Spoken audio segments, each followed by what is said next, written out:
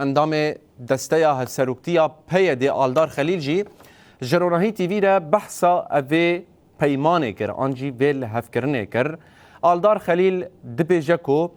جبو مثلا چار سرکرنا پرزگریکا کرد جبو مثلا سازین لشکری و سویل ین ریوبریا خسر بتایبه جبو تبلیناوا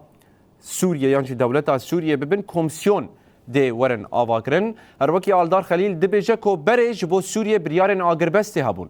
دوی پشتی وی ریکفتنه ایدی اف بریار تکفن پراتیکه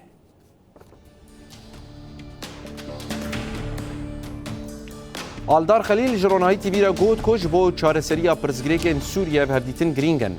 و گەرەک دەوام بکن و داخیانیên فەرمی ئەساس وەرن گرتن هەر وەکی دەستنیشان کرد کۆ ji بۆ شەڕ و پەفچوونên li cihên wekî Berab û Helebê دووبارە nebin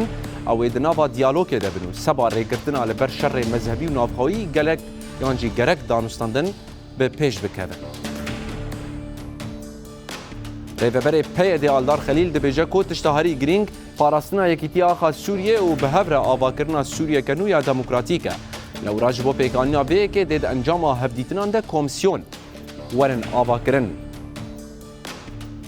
Aldar Xelîl eşkere kir ku ev komisyon ji bo çareserkirina pirsgirêka Kurd mijarên rêveberiyê û leşkerî dê bi roleke girîng rabin.